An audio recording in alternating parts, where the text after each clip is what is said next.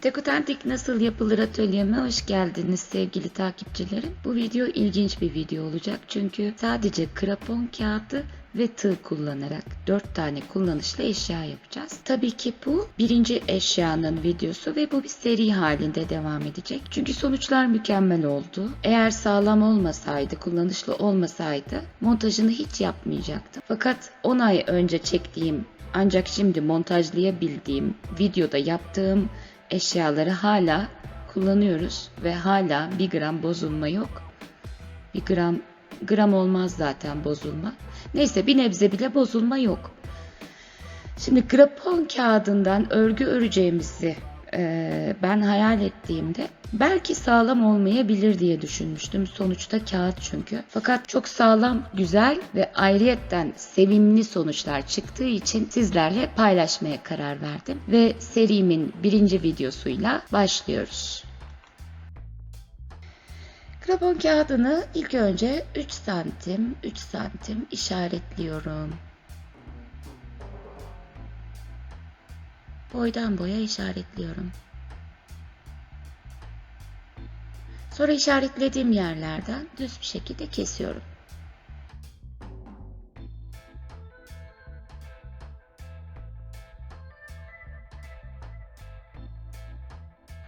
Kestikten sonra kestiğim her parçayı açıyorum ve büküyorum. Krapon ip elde ediyoruz bu şekilde.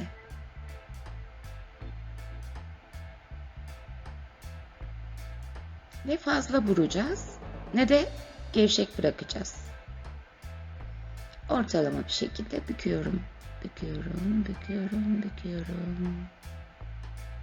Bir sürü büküyorum. İlave yerlerini tarif edeyim.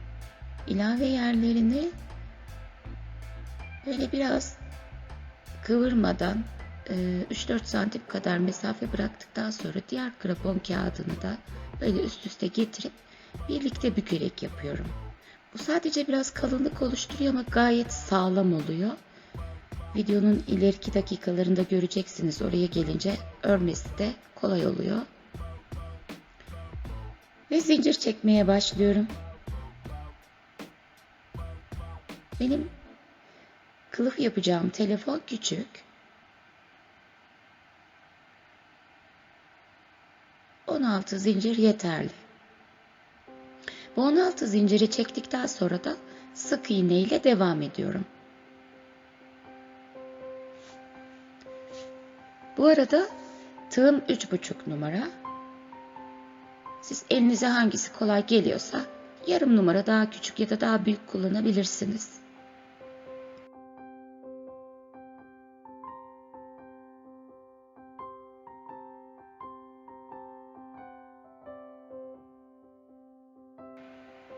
Bakın çok tatlı bir örgü oluşuyor. Böyle sepet görünümü oluyor.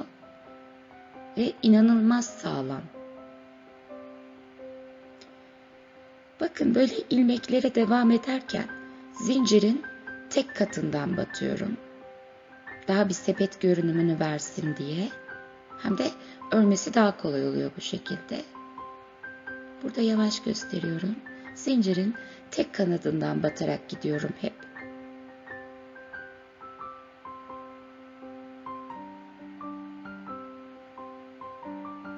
İkinci sık iğne sıramı yapıyorum.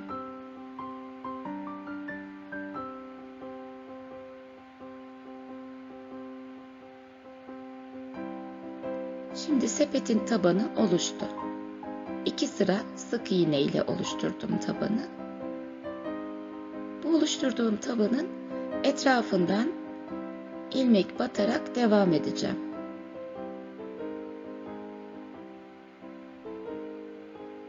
Yani etrafını dolanıyorum. Ve yine zincirin tek kanadına batarak. Her zaman zincirin tek kanadına batacağız zaten. Dolana dolana öreceğim şimdi.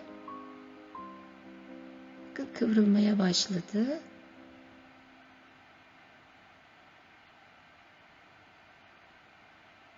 Burada da başlangıçta kalan graponu ucunu yedirirken ilave yerine denk geldim. Bakın ilave yerini de gayet rahatlıkla örebiliyorum. Sadece biraz daha kalın oluyor. Sağlamlığına ben çok hayret ettim. Gerçekten bir ip gibi sağlam. Sepetimiz de oluşuyor.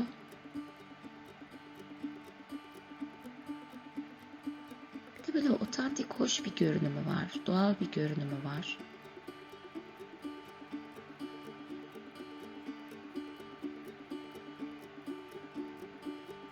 Örgünün düz kısmını da dış yüzeye getirdim. Örmeye devam ediyorum. Burada artık telefonumun boyutuna yeterli olana kadar örmeye devam edeceğim. Başta belirttiğim gibi 10 ay önce çekmiştim bu videoyu ben. Çeşitli sebeplerle montajını ancak şimdi yapabiliyorum. 10 aydır kullanıyoruz bu kılıfı. Hiçbir şey olmuyor. Yani alıp da suyun içine atıp da iyice bekletmezseniz gerçekten hiçbir şey olmuyor.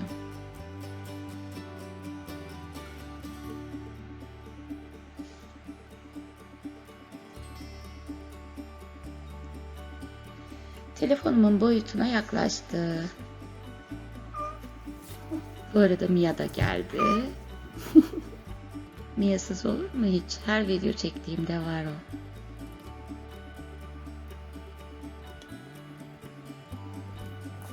Evet, onunla biraz ilgilenmem gerekiyor.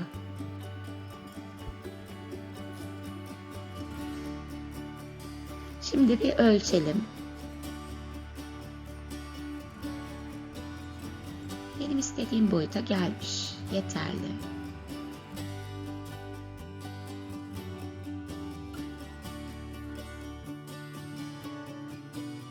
İşte tam buraya zincir öreceğim. Zincir örerek kulp yapacağım. Sadece dümdüz zincir çekiyorum. 30 zincir çektim ben burada. Şarj aletini de hesaba katınca yeterli bir miktar oldu benim için. Sizin telefonunuzun boyutları muhtemelen daha büyüktür. Bu kadar küçük telefonlar pek kalmadı. Siz ölçerek yapabilirsiniz. Ben de ölçüyorum, deniyorum. Ondan sonra karar veriyorum. Bence yeterli olmuş. Artık ekleyelim.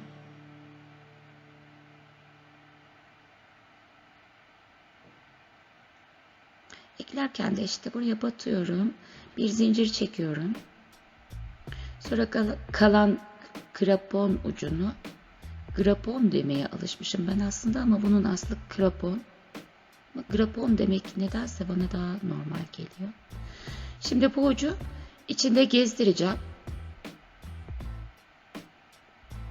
Yok edeceğim yani. Örgünün içinde iplik yok ederiz ya, aynı yöntemle. Bir o tarafa bir bu tarafa geçirirken Mia da bir o tarafa bir bu tarafa geçiyor.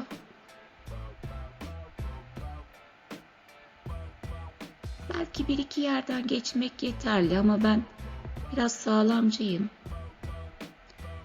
Gezdirip durdum burada, bayağı bir yönünü falan değiştirerek gezdirdim. Daha doğrusu Mia ile beraber gezdirdik bu ucu. İyice sağlam olduğuna kanaat getirdikten sonra da iç kısmını alıp keseceğim.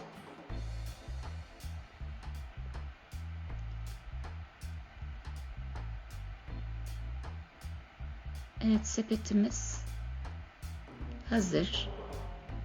Çok şirin bir şey oldu. Doğal bir dokusu var. Farklı bir dokusu var.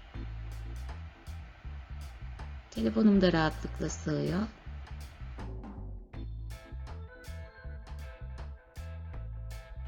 Birazcık da süsleyeyim dedim. Çok sade oldu çünkü. Mavi ile turuncuyu hep çok yakıştırmışımdır. Bu video serisindeki tüm krapon eşyaları da mavi ve turuncu kullanarak yaptım zaten. İkisinin uyumunu kullandım. Böyle turuncu kraponumu biraz kıvırdıktan sonra, biraz da büzüştürdükten sonra böyle kurdele şekli vermeye çalışıyorum. Mia'nın da onayını alıyoruz. Kokladı ve onayladı. Sanırım Mia sizi kıskanıyor. Çünkü ben ne zaman video çeksem, videoya fazla odaklansam böyle yapıyor. Biz işleri onunla birlikte yapıyoruz, artık alıştık. Küçük bir tel parçasıyla ortasından sıkıyorum. Kurdeleme şekil veriyorum. Daha doğrusu Mia ile beraber şekil veriyoruz.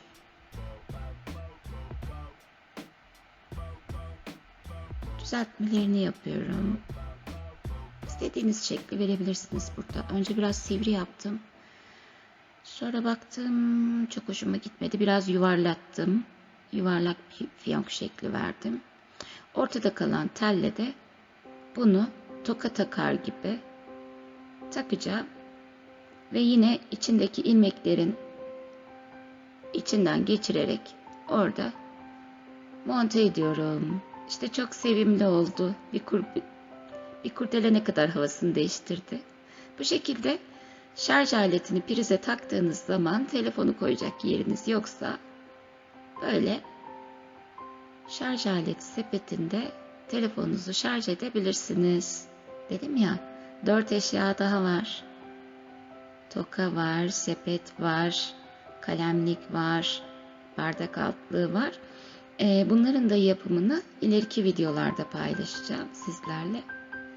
Bu krapon serisini kaçırmamanızı tavsiye ederim. Evde kaldığımız şu günlerde, canımızın da sıkıldığı bu günlerde bayağı eğlenceli ve güzel sonuçları olan çalışmalar ve hepsi de birebir kullandığım eşyalar, süs eşyası gibi değil, yani kullanışlı eşyalar bunlar.